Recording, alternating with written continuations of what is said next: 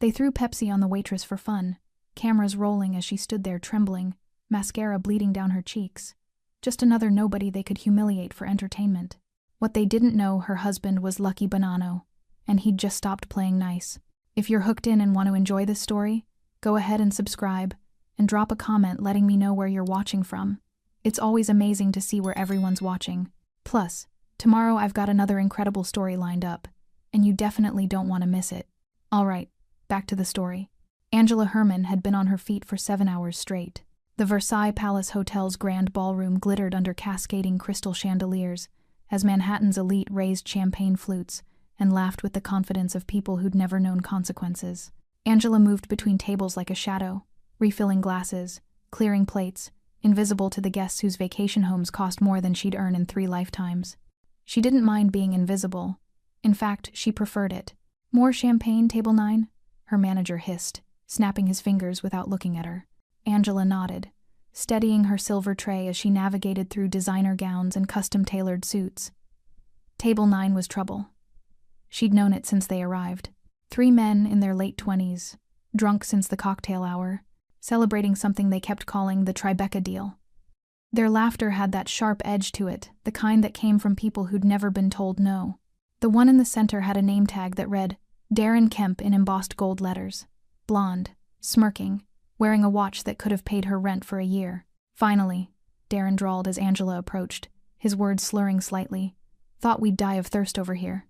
My apologies, sir." Angela kept her voice neutral.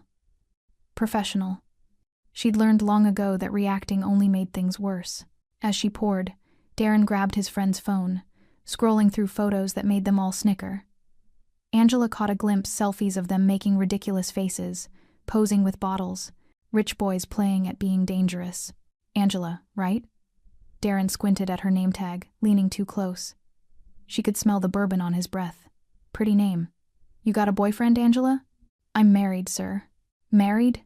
His friends erupted in exaggerated gasps and theatrical groans. "Damn. Lucky guy. What's he do? Let me guess, drives a truck? Works construction?" Angela's jaw tightened. "Something like that." This sent them into hysterics. Classic. "Bet he's got a beer gut and a Yankees cap, right?" She said nothing. The champagne bottle was empty. She should leave. Wait. Darren stood up, swaying slightly. The room was loud enough that most people didn't notice, but Angela noticed. She saw his friend raising his phone. She saw the look in Darren's eyes, the look of someone about to do something for the story. "I got a question." Darren's voice got louder. A few nearby tables glanced over. "When you go home tonight, you gonna tell your husband about us? About how you spend your nights serving people like me?" "Darren, man, sit down," one of his friends muttered, but he was grinning, phone camera already recording. "I'm just curious," Darren continued, gesturing broadly at the opulent ballroom. "Does it bother you, seeing all this, knowing you'll never have it?" Angela's pulse pounded in her ears. "Have a wonderful evening, gentlemen." She turned to leave. "Hey, I'm talking to you." What happened next took 3 seconds, but Angela would remember it in frame-by-frame clarity for the rest of her life. Darren grabbed a bottle of Pepsi from the table, one of the mixers they'd ordered and ignored. He took 2 steps forward. Then, while his friends howled with laughter and phones captured every moment, he tilted the bottle and poured the entire contents over Angela's head. The soda was shockingly cold. It cascaded down her face, her neck, soaking through her crisp white uniform blouse. Her carefully pinned hair came loose. Droplets hit the marble floor with soft splashes that seemed deafening in her ears. The nearby tables went silent. Women gasped. Men stared. Someone whispered, "Oh my God." Angela stood frozen, Pepsi dripping from her eyelashes, running down her trembling chin. She couldn't breathe, couldn't think. The humiliation was physical, a crushing weight on her chest that made the glittering room spin and blur. Darren's friends were dying laughing, slapping the table. "Dude, did you get that? This is going viral. What is going on here?" The manager appeared, his face flushed, eyes darting between Angela and table 9. He took one look at Darren's smirking face, at the Kemp family name tag, and his expression changed. Fear. "She was rude to our guests," Darren said casually, dropping back into his seat. "Just teaching some manners." The manager grabbed Angela's arm hard enough to bruise. "I am so sorry, Mr. Kemp. Deeply sorry. Angela, break room. Now. But I didn't. Now. Angela stumbled away, past the staring faces, past the whispers, her shoes squelched with each step. Someone's date covered her mouth, eyes wide with secondhand horror. An older woman looked away, uncomfortable but silent. No one said anything. No one helped. In the staff restroom, Angela locked the door and stared at her reflection. Dark soda matted her hair to her scalp. Mascara streaked down her cheeks in black rivers. The blouse she'd ironed so carefully that morning was destroyed. She didn't cry. She'd learned years ago that crying changed nothing. Her phone buzzed. A text from her husband. Asterisk asterisk. How's work? Amor? Asterisk asterisk. Angela stared at the message. Her fingers hovered over the keyboard. She could tell him everything. But then what? People like the Kemps didn't face consequences. Better to stay quiet. Better to survive. She typed back. Asterisk. Fine. Home by midnight. Love you. Asterisk. She buried the soda-soaked blouse in a trash bag, changed into her backup uniform, and returned to her shift with her head down. What Angela didn't know was that Nico, the dishwasher who'd always been kind to her, had watched everything from the service entrance. Nico, who knew exactly who Angela was married to. By dawn, a 23-second video would be sitting on Lucky Bonanno's encrypted phone, the man who controlled every cement truck, every union vote, every construction permit in New York City. The man whose wife had just been humiliated in front of Manhattan's wealthiest. That night, as Angela rode the subway home with damp hair and a forced smile, she had no idea that in less than 7 days, the Kemp family would learn a lesson they'd never forget. You don't humiliate a queen just because she's wearing an apron. They laughed at a woman's humiliation, and somewhere across the city, her husband stopped laughing forever. Before you scroll, subscribe, because what comes next isn't mercy, it's justice. Rico Falcone had worked for Lucky Bonanno for 16 years. In that time, he'd delivered plenty of bad news. Arrests, betrayals, deals gone sideways, shipments intercepted. He'd learned to keep his face neutral, his voice steady, his hands relaxed even when his heart was racing. But this morning, driving through pre-dawn Brooklyn with his phone burning a hole in his pocket, his knuckles were white on the steering wheel. The video had arrived at 5:52 a.m. Unknown number. No message. Just a file attachment with a timestamp from the night before. Rico almost deleted it, probably spam, maybe a setup. Then he saw the file name, asterisk Versailles, Angela, H, MP, 4, asterisk. His stomach dropped. He pressed play. 23 seconds that made his blood go cold. The shaky phone camera, the laughter, the golden chandelier light catching on dark liquid as it poured over Angela's head. Her face God, her face frozen in shock and humiliation, while entitled voices cackled in the background. The way she just stood there, trembling, mascara running, while nobody helped. Rico watched it twice. The second time, he noticed the name tag on the blonde asshole's suit. Darren Kemp. Murda, he whispered, pulling over to the side of the road. His hands were shaking now. Not from fear, from rage. Angela Bonanno was the kindest person Rico had ever met. She remembered his daughter's birthday. She made him espresso the way his grandmother used to. She treated everyone with dignity, from CEOs to dishwashers, because that's who she was. And some trust fund prick had turned her into entertainment. Rico forwarded the video to his encrypted phone, deleted it from the original message, and traced the sender. It took him 4 minutes to confirm. Nico Castellano, kitchen staff at Versailles, cousin of Tommy Castellano from the Bronx crew. Good kid, loyal. Smart enough to know this needed to reach Lucky directly. By 6:20, Rico was pulling up to Lucky's brownstone in Red Hook, the one that didn't appear on any property records, the one with flower boxes in the windows and Angela's herb garden thriving in the backyard. The morning was still dark, but he could see lights coming on in the kitchen. Rico sat in the car for a moment, engine idling, watching Lucky's silhouette move past the window. He'd seen Lucky angry before. Seen him coldly dismantle rivals who'd broken agreements. Seen him make decisions that changed the power structure of the city overnight. Lucky was surgical when provoked, precise, patient, devastating. But Rico had never seen Lucky angry about times her asterisk. Angela was the line. The only line. Everyone in their world knew it. Rico killed the engine and walked up the steps. His finger hesitated over the doorbell. Once he pressed it, once Lucky saw that video, there was no going back. The Kemp family would be marked. Their empire would crumble. It wouldn't be loud, Lucky never was, but it would be absolute. He pressed the bell. Footsteps inside. The door opened. Lucky Bonanno stood there in a white t-shirt and dark slacks, newspaper tucked under one arm, reading glasses perched on his nose. He looked like any other husband getting ready for work. Trim, composed, silver just starting to thread through his dark hair. Only his eyes gave him away. Sharp, assessing. The kind of eyes that saw everything and forgot nothing. Rico. Lucky's voice was calm, but his eyebrows drew together. It's early. I know. We need to talk. Lucky's expression didn't change, but he stepped aside. Angela's still sleeping. Kitchen. They moved through the quiet house. Family photos lined the hallway, Angela laughing at their wedding, the two of them on a beach somewhere. Her grandmother's old portrait. The coffee maker was already brewing, filling the kitchen with warmth. Lucky poured 2 cups, slid one across the counter to Rico, and waited. Rico pulled out his phone. This came in an hour ago. From Nico at Versailles. He thought you should see it. He placed the phone on the counter, screen facing Lucky, and pressed play. Lucky watched without moving. His face remained perfectly still, no flinch, no gasp, nothing. But Rico saw it. The way Lucky's jaw tightened incrementally with each second, the way his fingers pressed harder against the countertop, the way his breathing slowed, became controlled, deliberate. When the video ended, Lucky played it again. Then a third time. The silence in the kitchen was suffocating. Outside, a car passed.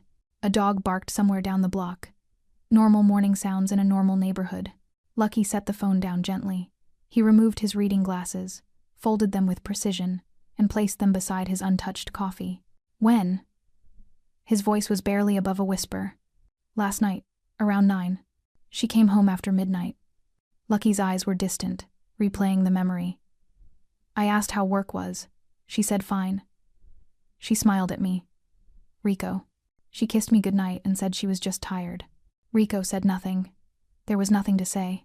Lucky picked up his coffee cup, then set it down without drinking. His hand was steady. That scared Rico more than rage would have. The blonde one. The one pouring. Lucky's voice was eerily calm. Who is he? Darren Kemp. Son of Victor Kemp. Kemp & Son Developers. Commercial real estate. Luxury properties.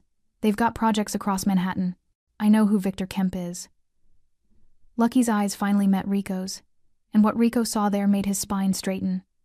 He's got 3 major developments breaking ground this quarter. The Tribeca Towers, the Hudson Yards expansion, the meatpacking renovation. That's right. And all 3 require permits we facilitate. Cement from our suppliers, steel from our contractors, union labor we negotiate. Rico nodded slowly. Victor Kemp's empire sits on foundations we built. Not anymore. Lucky's voice was soft, almost gentle. Call the crew, everyone. I want files on every Kemp property, every contract, every business partner, every bank loan. I want to know who they owe, who owes them, and where every dollar flows. Boss. They made a show out of my wife, Rico. Lucky turned to look out the window at the brightening sky. They laughed at her. They filmed it for entertainment. They made her feel small. He was quiet for a long moment. When he spoke again, his voice carried the weight of absolute certainty. So now I'm going to show them what small really feels like. Rico felt a chill run down his spine. What do you need me to do? Lucky finally lifted his coffee, took one sip, and set it down with finality. Find everything. Then we start pulling threads.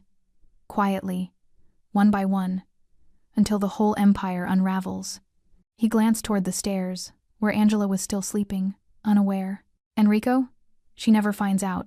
Whatever we do, she doesn't carry this. Understood? Understood. Lucky picked up his phone, deleted the video, and handed it back. Tell Nico he did the right thing, and tell him to keep his mouth shut. As Rico left, he glanced back once.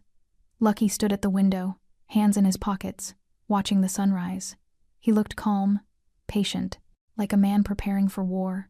Some men raise their voices. Others raise empires, then crush yours quietly.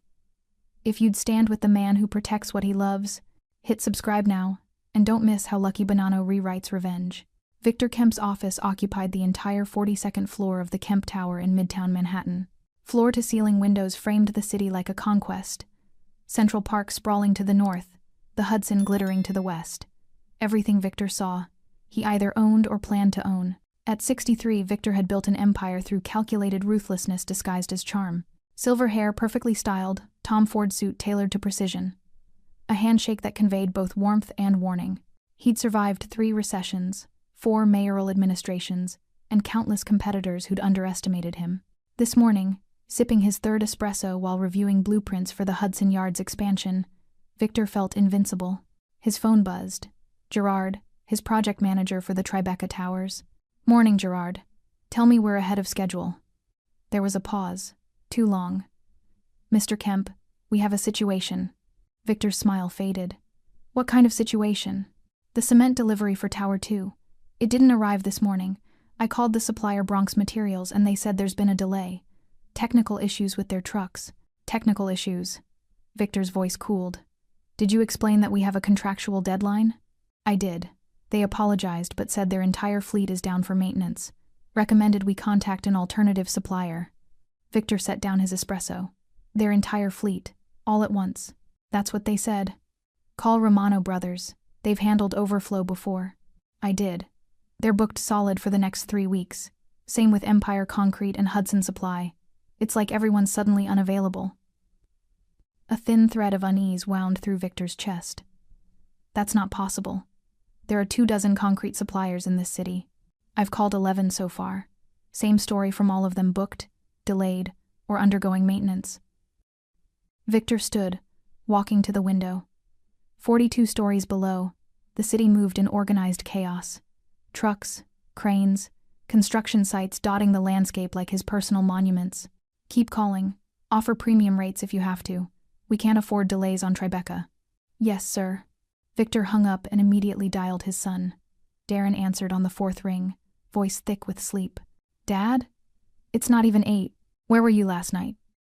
Celebration dinner at Versailles. The Tribeca deal closed, remember? You said to take the team out. How much did you drink?" Darren laughed. "Not enough to forget the night." "Why? What's wrong?" Victor almost asked about the incident he'd seen trending briefly on social media before his PR team scrubbed at something about a waitress in a video. But Darren's childish pranks were the least of his concerns right now. "Nothing. Get to the office by 10. We have meetings." He hung up before Darren could respond. By noon, Victor's unease had metastasized into genuine concern. The concrete delays had spread. Tower 3's steel shipment was stalled at the port longshoremen, citing union disputes. The meatpacking renovation had lost 2 subcontractors overnight, both claiming scheduling conflicts despite signed agreements. Permits that should have been rubber-stamped were suddenly under review. Victor called an emergency meeting with his executive team. "Talk to me," he said, loosening his tie as 6 anxious faces stared back from the conference table. "What the hell is happening?" Marcus, his CFO, cleared his throat. "It appears we're experiencing coordinated delays across multiple projects. I've reached out to our contacts at City Hall, but they're being unusually vague." "Vague how?" "They're not returning calls. The ones who do answer claim they're waiting on approvals from departments that have already approved us. It's circular, deliberate." Victor's jaw tightened. "Someone's putting pressure on them. That's my assessment." "Who?" Victor leaned forward. "Who has that kind of reach?" Silence. Then Patricia, his head of operations, spoke quietly. "I looked into our supplier contracts. Most of them route through intermediary holding companies. Shell corporations that facilitate permits, union negotiations, material sourcing. I know how our business works, Patricia." One name keeps appearing in the background. Different companies, but the same registered agent, El Bonanno Holdings. The name meant nothing to Victor. "Who are they?" Patricia exchanged glances with Marcus. "That's the thing, sir. They're ghosts. No public filings, no website, no press. But they're embedded in every major construction contract in this city. Trucking, unions, materials, it all touches them somehow." Victor pulled out his phone, typing the name into a search engine. A handful of references appeared: business registrations, permit applications, nothing substantial, like smoke. "Get me everything on Bonanno Holdings. Corporate structure, ownership, contacts. I want to know who's behind it by end of day." As the team filed out, Victor remained at the window, staring at his city. 30 years he'd played this game. He knew when someone was sending a message. The question was, what had he done to deserve it? His phone rang. An unknown number. "Victor Kemp." "Mr. Kemp." The voice was male, calm, with a Brooklyn accent that spoke of old neighborhoods and older rules. You don't know me, but I know you. Your Tribeca Towers? Beautiful project. Would be a shame if they never got finished. Victor's blood went cold. Who is this? Someone you've been doing business with for years without knowing it. We've been very good partners, Victor. We facilitate. We smooth things over. We make your world work. What do you want? Nothing you haven't already taken. But here's some advice. When you build an empire, check the foundation. Sometimes you'll find it belongs to someone else. The line went dead. Victor stood frozen, phone pressed to his ear, listening to silence. His reflection stared back from the window, a powerful man in an expensive suit, suddenly aware of how high up he was, and how far he could fall. That evening, as Victor reviewed files late into the night, he found it buried in a contract from 8 years ago. A permit facilitation agreement for one of his first major developments. The signature at the bottom, barely legible, *L, Bonanno, *, the man he'd been paying, the man whose infrastructure he'd been using, the man he'd never bothered to research because the money flowed smoothly and the projects got built. Victor pulled up the trending video his PR team had shown him that morning, the one of his son pouring Pepsi on a waitress at Versailles. He read the caption, Darren Kemp humiliates Angela Herman, waitress at Versailles Palace Hotel, Angela Herman. With trembling hands, Victor searched the name alongside Bonanno. The results made his stomach drop. Angela Herman Bonanno, married 2019 to Luciano Lucky Bonanno. Victor sat back in his chair, the city lights blurring before him. His son hadn't just humiliated some random waitress. He'd humiliated the wife of the man who controlled the invisible machinery that kept New York running. The man Victor had been unknowingly dependent on for nearly a decade. Oh God, Victor whispered into the empty office. What have we done? Angela woke to sunlight streaming through the bedroom curtains and the smell of coffee drifting up from downstairs. For a moment, wrapped in warm blankets with Lucky's side of the bed still indented from where he'd slept, everything felt normal. Then she moved, and her neck ached. Her scalp felt tender. The memory rushed back, cold soda, laughter, the weight of humiliation crushing her chest. She closed her eyes and pulled the blanket over her head. Amore? Lucky's voice carried from the kitchen. You awake? Angela forced herself to sit up, pushing hair from her face. In the mirror across the room, she looked exhausted. The shower last night had taken 3 washes to get all the stickiness out. She'd stood under the water until it ran cold, scrubbing her skin raw, trying to wash away the feeling of being small. Coming, she called back, her voice steadier than she felt. Downstairs, Lucky had made breakfast. Eggs, toast, fresh fruit arranged on her favorite plate. He stood at the stove in jeans and a dark Henley, looking domestic and handsome and safe. When he turned and smiled at her, Angela felt something crack inside her chest. Morning, beautiful. He kissed her forehead, holding her close for just a moment longer than usual. Coffee's ready. You're spoiling me. Angela slid into her chair, grateful he couldn't see her face. You work too hard. Someone has to take care of you. Lucky set the plate in front of her and sat across the table, his own breakfast untouched. He just watched her with those dark, perceptive eyes that always saw too much. Angela ate mechanically, tasting nothing. The silence felt heavy. How was work really? Lucky asked quietly. Her hand froze halfway to her mouth. What? Last night. You seemed tired. More than usual. It was busy. Holiday season. Everyone wants to celebrate. The lie tasted bitter. Angela reached for her coffee, avoiding his gaze. Nothing I can't handle. Lucky nodded slowly, but something in his expression made her think he didn't quite believe her.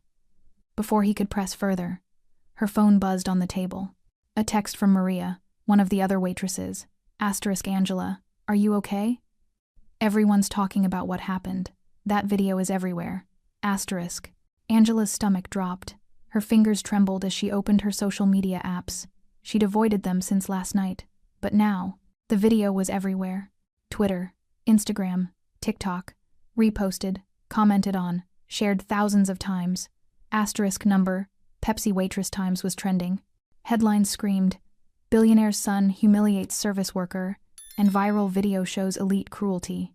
Angela watched herself on the small screen, frozen, dripping, trembling while laughter echoed around her. The comments were a mix of outrage and support. Strangers dissecting the worst moment of her life like entertainment. Her hands shook so badly she nearly dropped the phone. "Angela?" Lucky was standing now, concern etched across his face. "What's wrong?" "Nothing." Her voice broke. She pressed her palm against her mouth, trying to hold back the sob building in her throat. Lucky was beside her in an instant, taking the phone gently from her hands. She couldn't look at him, couldn't bear to see his face when he realized what had happened, what she'd been too ashamed to tell him. She heard the video play, heard the laughter, heard Darren Kemp's voice, just teaching some manners. The silence that followed was devastating. "Angela." Lucky's voice was very soft, very careful. He knelt beside her chair, taking her hands in his. "Look at me." She couldn't. Tears were streaming down her face now, all the emotion she'd been holding back since last night breaking through like a dam bursting. "Look at me, Amor." She finally met his eyes. There was no pity there, no anger, just infinite tenderness and something else. Something cold and deadly lurking beneath the surface that vanished the moment she focused on him. "Why didn't you tell me?" he asked gently. "Because," Angela's voice cracked. "Because what could you do? They're the Kemps. They own half of Manhattan. If I make trouble, I lose my job. If you make trouble, we both look crazy. People like us don't win against people like them, Lucky. We just survive." Lucky's jaw tightened almost imperceptibly, but his touch remained gentle as he wiped tears from her cheeks. "You're not people like us, Angela. You're my wife. And nobody treats you like that." "It doesn't matter. It matters to me." He pulled her into his arms, holding her while she cried against his shoulder. His hand stroked her hair with infinite patience. "You are the most important thing in my world. Do you understand that?" Angela nodded against his chest, breathing in his familiar scent, coffee and cedar in safety. "I want you to take the week off," Lucky said quietly. "Call in. Tell them you're sick. You don't go back to that place." "Lucky, I can't afford." "I'll handle it. Please, just stay home. Rest. Let this blow over." Angela pulled back to look at him. "You promise you won't do anything stupid?" Lucky smiled, but it didn't quite reach his eyes. "Me? I'm just a mechanic, remember? What could I possibly do?" He kissed her forehead, her cheeks, her lips gentle kisses that felt like promises. "Let me make you more coffee," he said, standing and moving back to the kitchen. "And then we're spending the day together. No work, no phones, just us." Angela watched him move around their kitchen. This man who loved her so completely, who made her feel safe even when the world was cruel. She had no idea that while she'd been sleeping, Lucky had already set in motion a plan that would dismantle the Kemp empire brick by brick. She had no idea that by tomorrow, every construction project bearing the Kemp name would grind to a halt. She had no idea that her husband wasn't a mechanic at all. And perhaps that was mercy. Because sometimes, love means protecting someone from the truth, even when that truth is your own capacity for calculated destruction. Lucky poured her coffee with steady hands, his face calm and loving. Inside, he was already at war. You ever notice how the loudest people fall the hardest? The ones who stay quiet, they're the ones you should fear. Subscribe now before the storm breaks, because Lucky Bonanno is just getting started. Victor Kemp hadn't slept. The sunrise found him still in his office, surrounded by contracts, financial statements, and a growing sense of dread that felt like ice water in his veins. His assistant, Jennifer, arrived at 7:30 to find him disheveled, tie loose, sleeves rolled up, hair unkempt. In 20 years, she'd never seen him look anything less than impeccable. "Mr. Kemp? Sir, are you all right? Cancel everything today." Victor's voice was hoarse. "And get me Thomas Reed on the phone. Now." Thomas Reed was Victor's lawyer, the kind who charged $1,000 an hour and earned every penny. He arrived within 40 minutes, leather briefcase in hand, concern evident despite his professional composure. "Victor, what's the emergency?" Victor slid a folder across his desk. "Tell me everything you know about El Bonanno Holdings." Thomas's expression shifted just slightly, but Victor caught it. "Recognition. And something else. Caution. Why are you asking about Bonanno?" "Because apparently I've been in business with them for 8 years without knowing who they actually are. Because my projects are being systematically dismantled. Because," Victor's voice dropped, "because my idiot son humiliated this man's wife, and now I think we're being punished for it." Thomas sat down slowly. He was quiet for a long moment, choosing his words carefully. "Luciano Bonanno is not someone you want as an enemy, Victor. Tell me something I haven't figured out." He's third-generation Brooklyn. His grandfather ran numbers during Prohibition. His father controlled the Longshoremen's Union for 30 years. Lucky that's what people call him. He's smarter than both of them combined. He doesn't deal drugs, doesn't run guns, doesn't do anything the FBI can touch. He just facilitates. Facilitates what? Everything. Every cement truck that delivers on time. Every union negotiation that ends favorably. Every permit that gets approved without red tape. Every construction project in this city touches his network somehow, and most people never even know it. Thomas leaned forward. He's the invisible infrastructure, Victor. And you've been paying him for years through shell companies without realizing it. Victor felt sick. How much leverage does he have over us? Thomas pulled out his tablet, fingers moving across the screen. Your Tribeca Towers? The cement supplier is owned by a company that leases trucks from a Bonanno subsidiary. Your steel comes through a port where Bonanno controls the longshoremen. Your permits get approved because Bonanno has relationships with the right people in the right departments. Jesus Christ. The Hudson Yards project? Same thing. The meatpacking renovation? Same thing. Victor, you built your empire on his foundation. And if he decides to pull that foundation out from under you, everything collapses. Everything collapses. Victor's phone buzzed. Gerard, the project manager, again. Victor put him on speaker. Tell me something good, Gerard. I wish I could, sir. Gerard's voice was strained. The inspectors showed up at the Tribeca site this morning, unannounced. They're citing violations, structural concerns, safety issues, zoning discrepancies. None of it makes sense. We passed inspection 3 weeks ago. How long will it delay us? They've issued a stop work order. We're shut down until everything gets re-reviewed. That could take months. Victor closed his eyes. What about Hudson Yards? Same thing. Inspectors there too, like they coordinated it. Because they did, Victor muttered. Keep me updated. He hung up and looked at Thomas. He's destroying us. Methodically, legally. That's his style. No violence, no obvious intimidation. Just pressure applied at every structural weakness until everything crumbles. So, what do I do? Thomas was quiet, his expression grave. You apologize. Publicly. Sincerely. You make restitution. And you pray he's in a forgiving mood. For what? My son poured soda on a waitress. It was stupid, it was cruel. But she's his wife, Victor. Thomas's voice was hard now. In his world, that's everything. You humiliated the woman he loves in front of cameras, made her a viral joke. Did you really think there wouldn't be consequences? The words hit Victor like a physical blow. He thought of his own wife, Catherine. If someone had done that to her, in front of strangers, for entertainment, he would have burned their world down too. How do I reach him? You don't. He'll reach you when he's ready. As if summoned, Victor's phone rang. Unknown number. His hand trembled as he answered. Victor Kemp. Mr. Kemp. The same calm Brooklyn accent from yesterday. How are your projects going? Victor's throat tightened. What do you want? Want? I don't want anything, Victor. I already have everything. Your cement contracts? Mine. Your union agreements? Mine. Your permits, your inspections, your suppliers, all of it flows through infrastructure I built over 30 years. I'll pay you. Whatever you want. Name your price. This isn't about money. The voice hardened just slightly. This is about respect. Your son thought my wife was nobody. Thought he could humiliate her for fun. Thought there would be no consequences because he's rich and she serves drinks. I'll make him apologize. Oh, you'll do more than that. You'll make this right. Publicly. Completely. Or every project with your name on it will rot in legal limbo until your company is worthless. Please. You have 72 hours to figure out how you're going to fix this. After that, I stop being patient. And Victor? The voice dropped to barely a whisper. You should know I'm a very patient man.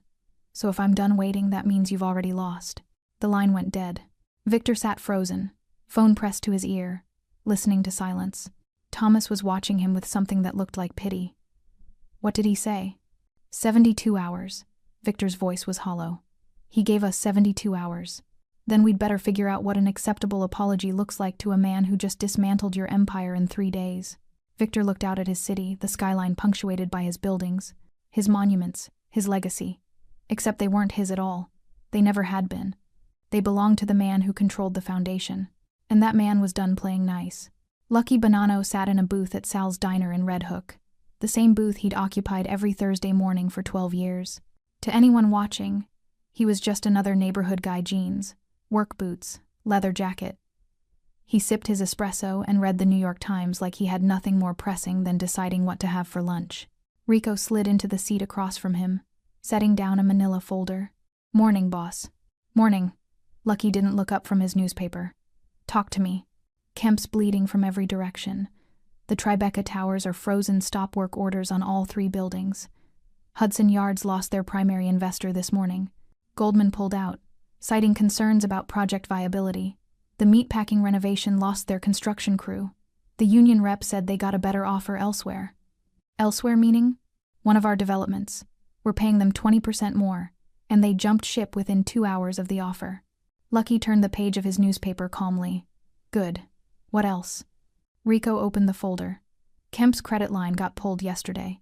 His bank claims it's routine portfolio rebalancing, but we both know Danny Marcone made that call. Kemp's scrambling to secure alternative financing, but word's gotten out.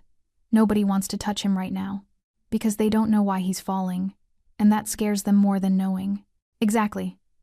Rico pulled out his phone, scrolling through messages.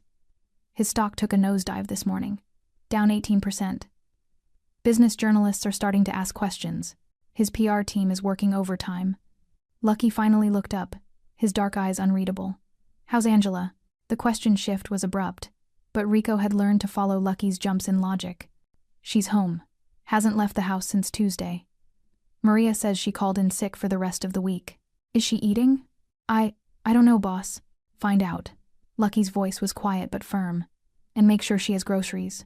Her favorite things. The good bread from Parisi's. Those pastries she likes from the Italian bakery on Court Street. Have them delivered.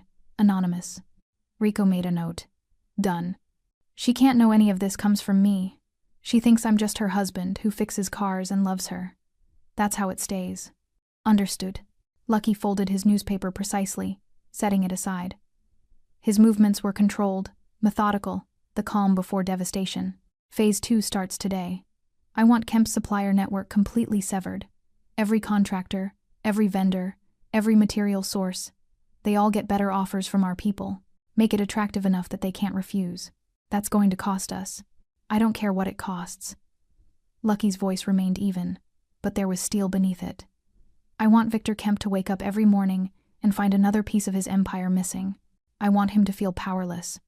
I want him to understand what it's like when the world treats you like you're nothing. Rico nodded, making notes.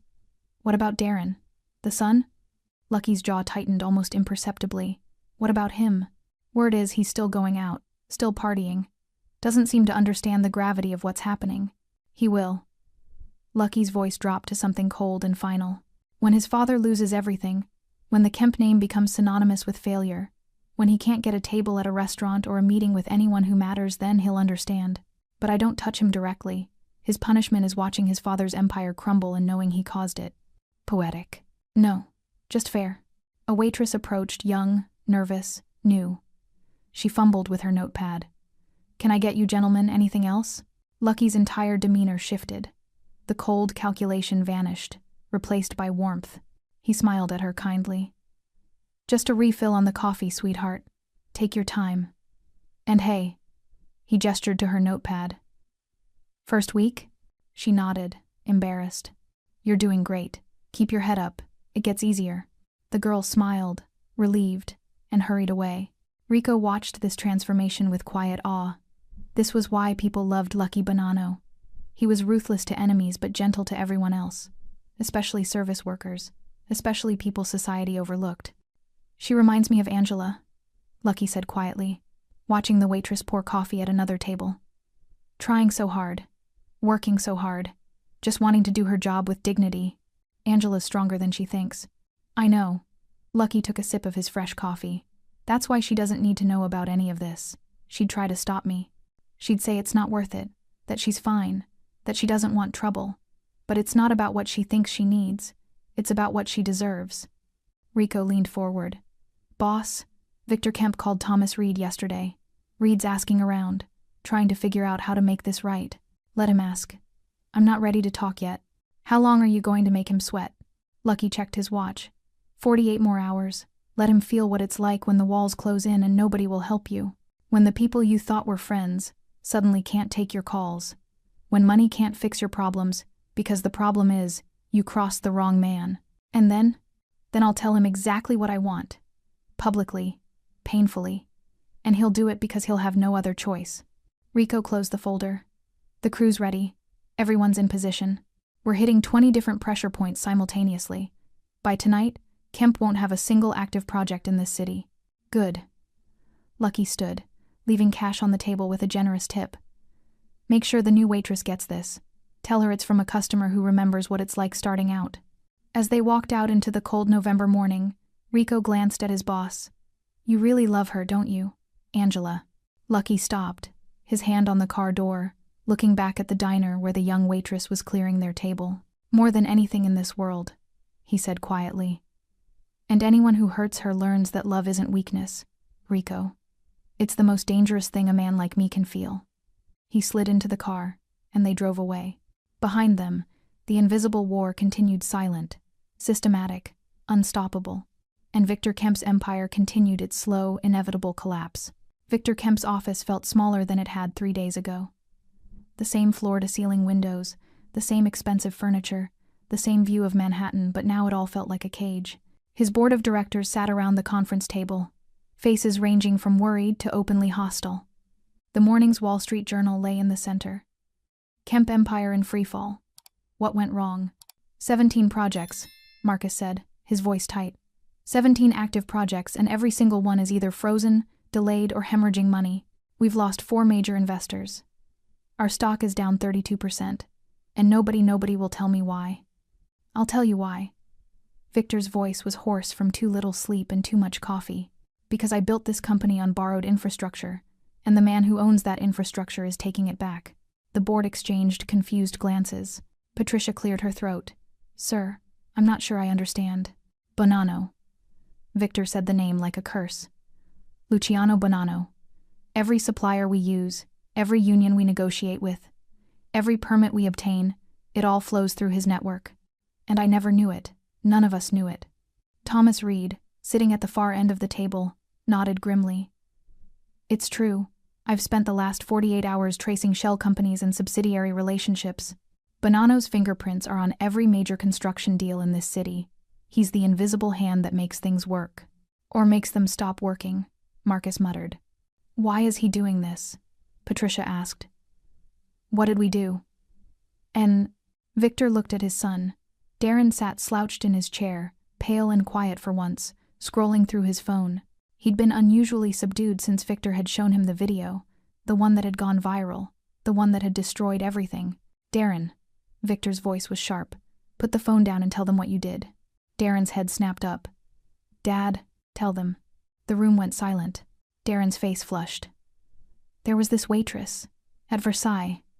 She was being slow, kind of rude, so I poured a drink on her. It was just a joke. Everyone was laughing. A joke. Patricia's voice was ice.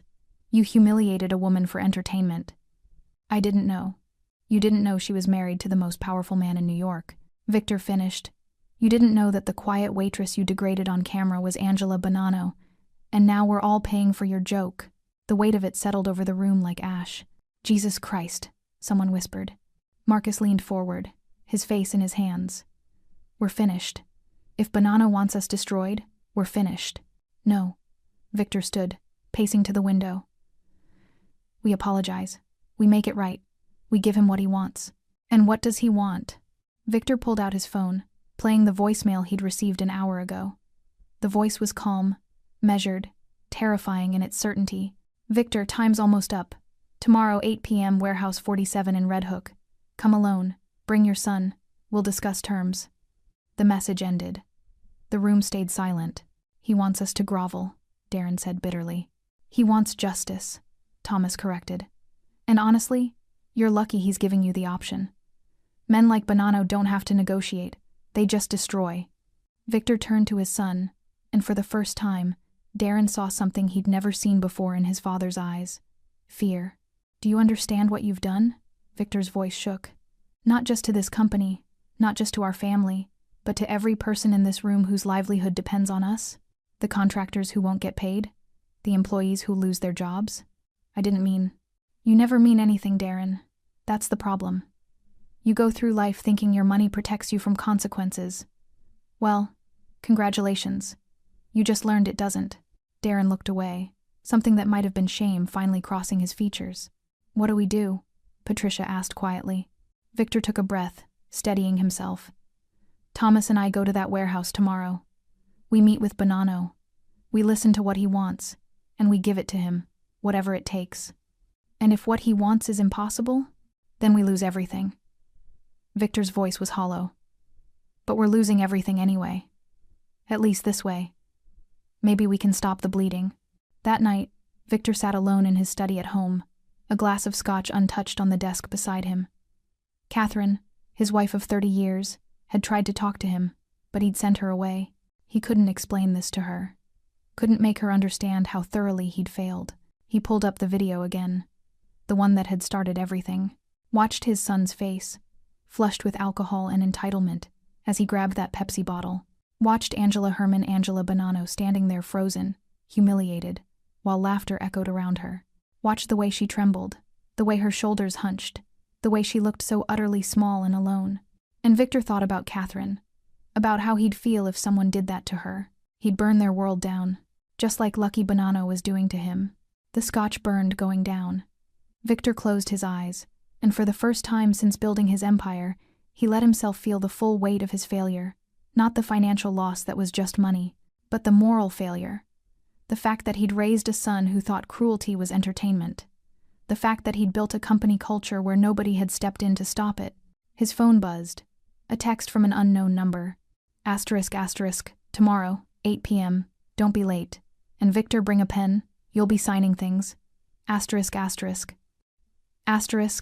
Victor stared at the message until the screen went dark. He'd spent 40 years building an empire, clawing his way to the top of New York's ruthless real estate world. He'd thought himself untouchable, but he'd forgotten the oldest rule of construction. Before you build anything tall, you'd better know who owns the ground beneath your feet. And Victor Kemp had just discovered that ground had never been his at all. It belonged to Lucky Bonanno, and Lucky was done sharing. Warehouse 47 sat on the edge of Red Hook, overlooking Blackwater and the distant lights of Manhattan. The building was anonymous, weathered brick, no signage, the kind of place that appeared on no tourist maps and in no business directories. Victor Kemp's driver pulled up at 7:55 p.m. Victor sat in the back seat, Thomas Reed beside him, both men silent. In the front passenger seat, Darren stared out the window, his usual bravado replaced by something that looked almost like fear. "Last chance to reconsider," Thomas said quietly. "And go where?" Victor's laugh was bitter. "He owns this city, Thomas. We either face him now, or we spend the rest of our lives watching everything we built turn to dust." The driver, one of Victor's most trusted men, turned around. "Sir, I can't let you go in there alone. Let me come with you." "No." Victor was already opening the door. He said, "Just us. Darren, let's go." Darren climbed out, his expensive jacket doing nothing to protect him from the cold wind coming off the water. Father and son stood side by side, staring at the warehouse entrance where a single light burned above a steel door. "Dad, I'm sorry." Darren's voice cracked. "I'm so sorry." Victor didn't respond. He walked to the door and knocked. It opened immediately. A man stood there, late 50s, built like someone who'd worked with his hands his whole life, wearing a leather jacket and an expression that gave nothing away. "Mr. Kemp, I'm Rico. Come with me." They followed him through the warehouse. It was mostly empty concrete floors, exposed beams, the echo of their footsteps bouncing off bare walls. At the far end, a single table sat under a hanging work light, 2 chairs on one side, 1 chair on the other. In that single chair sat Lucky Bonanno. Victor had expected someone larger, more theatrical. Instead, he saw a man in his early 40s, dark hair with silver threading through it, wearing a simple white button-down shirt with the sleeves rolled to his elbows. No jewelry except a wedding ring, no guards visible, though Victor had no doubt they were there. Lucky didn't stand, didn't smile, just watched them approach with eyes that were dark, intelligent, and absolutely merciless. "Sit." Victor and Darren sat. The metal chairs were cold. The light overhead cast harsh shadows. Lucky studied them in silence for a long moment. Then he slid a tablet across the table. "Before we talk, I want you to watch something." He pressed play. It was security footage from Versailles Palace Hotel. Different angle than the viral video, this one showed everything. Showed Darren harassing Angela for 5 full minutes before the Pepsi incident. Showed his friends laughing, egging him on. Showed the manager turning away. Showed Angela's face in perfect clarity as the soda poured over her head. The shock, the humiliation, the way her hands trembled as she tried to wipe her eyes. And then it showed the aftermath. Showed her walking to the bathroom with her shoulders hunched and her head down. Showed her standing in front of the mirror crying silently. Showed her typing a text to someone, "Fine, home by midnight, love you," even though nothing was fine. The video ended. The silence in the warehouse was suffocating. "That woman," Lucky said quietly, his voice controlled but with an edge like a razor, "is my wife, the person I love most in this world. The person I promised to protect, to honor, to cherish. And your son," he looked at Darren with such cold contempt that Darren physically recoiled. He turned her into a joke for his drunk friend's entertainment. "Mr. Bonanno," Victor started. "I'm not finished." Lucky's voice didn't rise, but it cut through the space like a blade.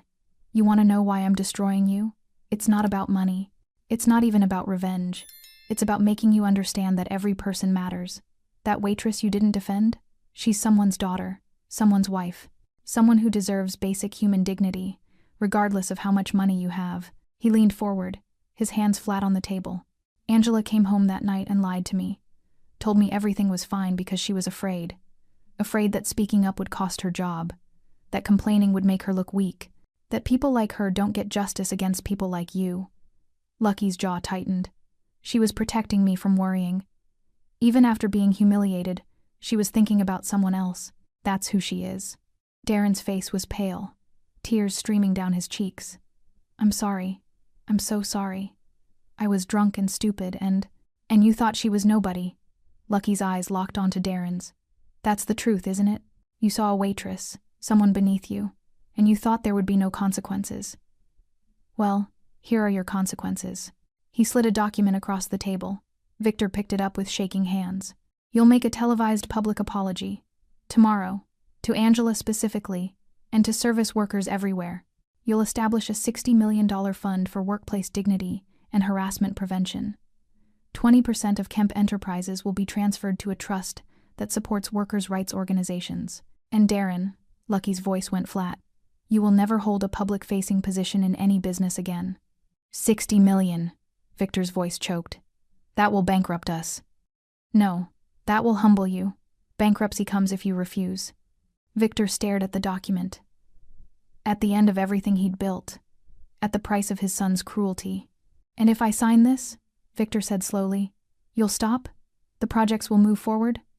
"Sign it, mean it, and fulfill every word. Then yes, your company survives. Smaller, humbled, but alive." Lucky stood, buttoning his cuffs with precise movements. "You poured Pepsi on my wife for fun, so now you'll drown in what you built your own pride." He walked toward the door, then paused. "Oh, and Victor? Angela still doesn't know I had anything to do with this. To her, I'm just her husband who loves her, and that's how it stays. Because unlike you, I don't need the world to know my power. I just need my wife to feel safe." The door closed behind him.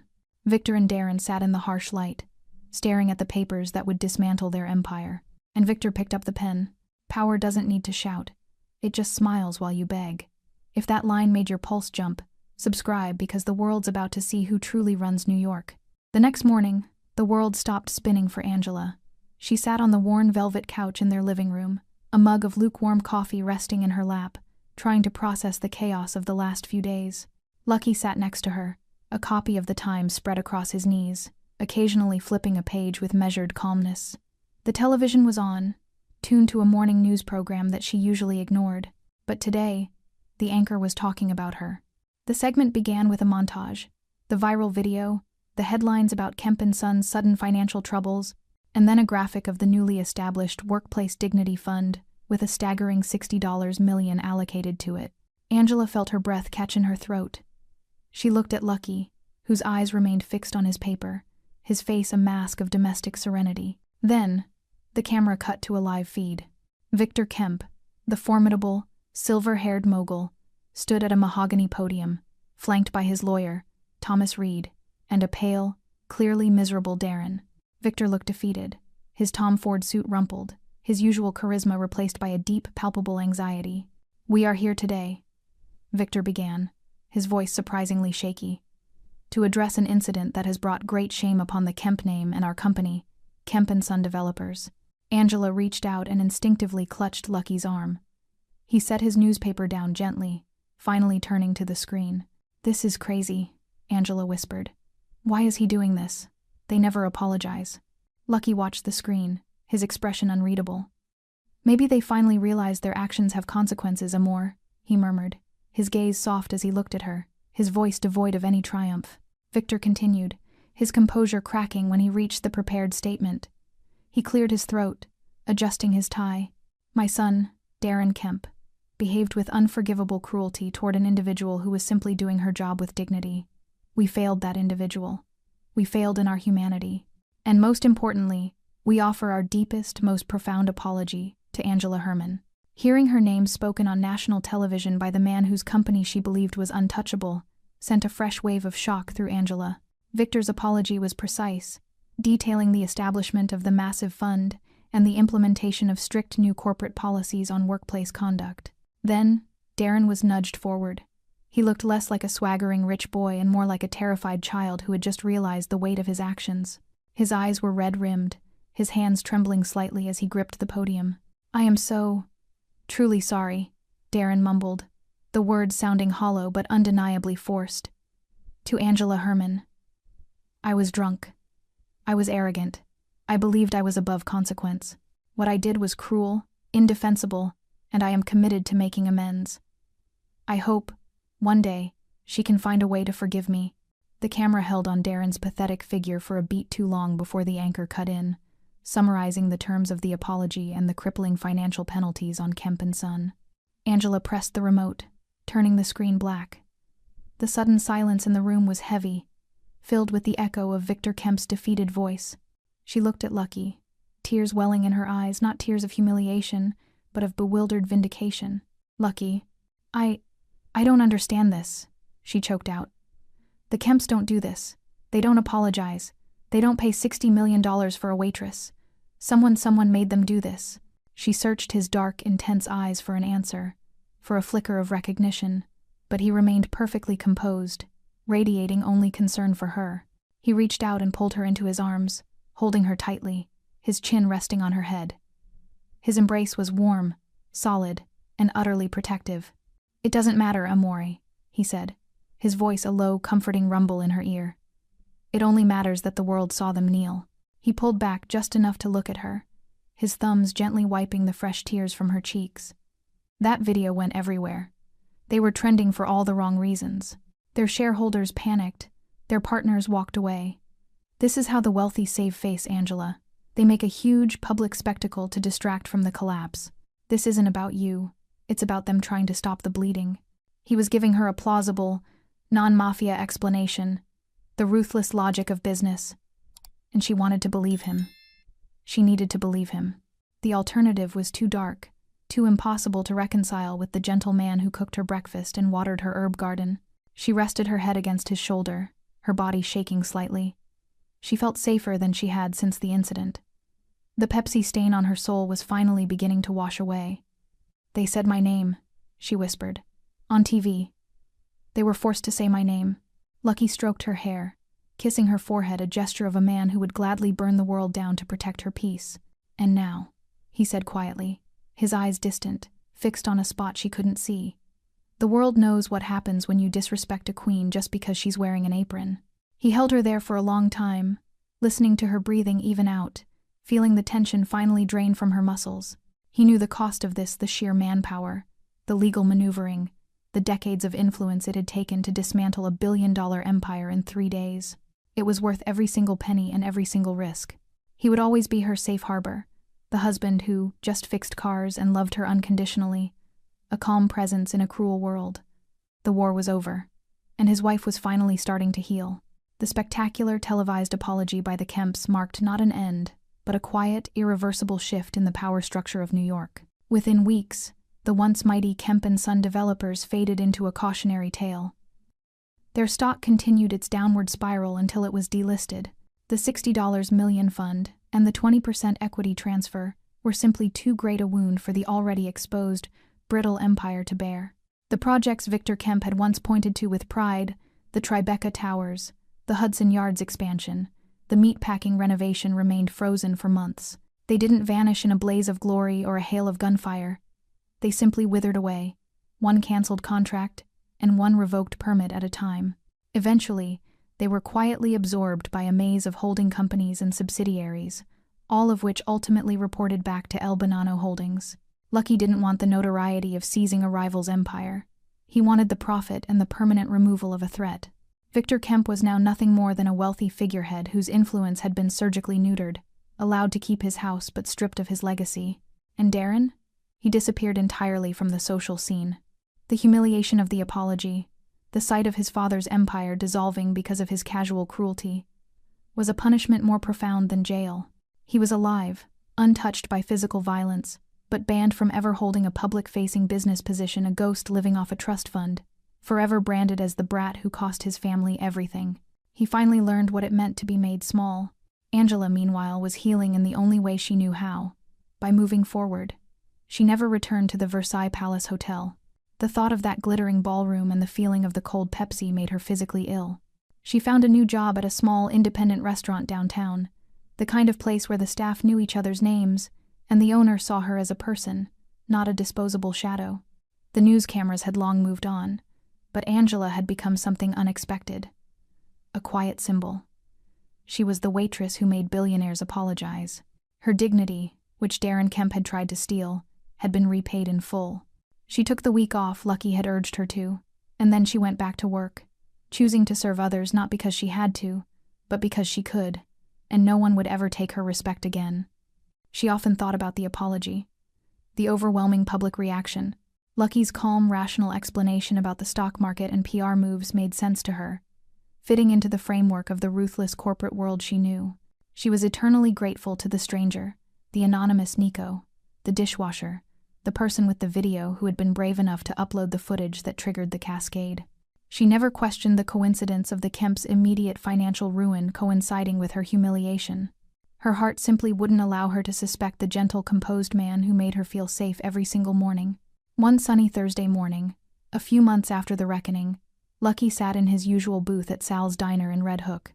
He looked exactly as he always did: jeans, work boots, a newspaper, and a steaming espresso. To the world, he was just a local businessman, a loving husband. Rico Falcone slid into the seat opposite him, a faint, satisfied smirk playing on his lips. He looked relaxed, the tension of the last few months finally gone. The Tribeca land sale closed this morning, Rico reported quietly, opening no file this time. The final paperwork went through. Our shell company owns everything Kemp & Son built. Lucky nodded, taking a deliberate sip of his coffee. Good. We start construction on schedule. No delays. And we pay the union 25% more than market rate. We build a reputation for treating people right. Rico raised an eyebrow. So, we're done? The Bonanno organization is officially done with the Kemp family's mess? Lucky set his cup down, the clink soft but final.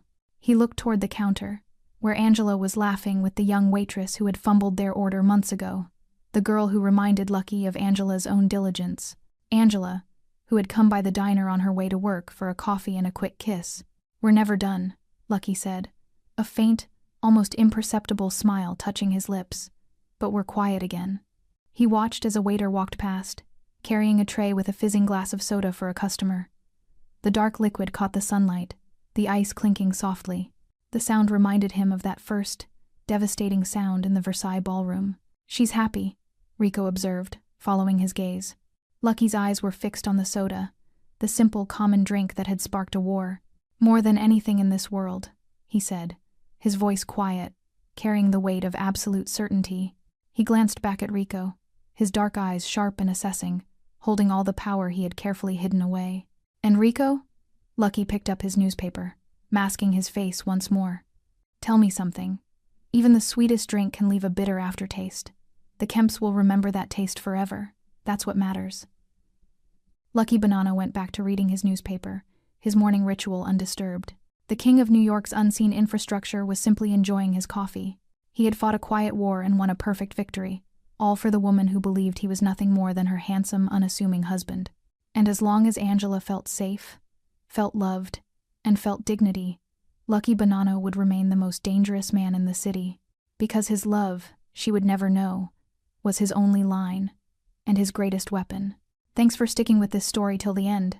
If you enjoyed it, you're going to love the next one. It's packed with unexpected turns and heartfelt moments. Click the image on your screen to keep the journey going, and make sure to hit subscribe for more amazing stories. Drop a comment and rate this story from 1 to 10. I can't wait to see what you think.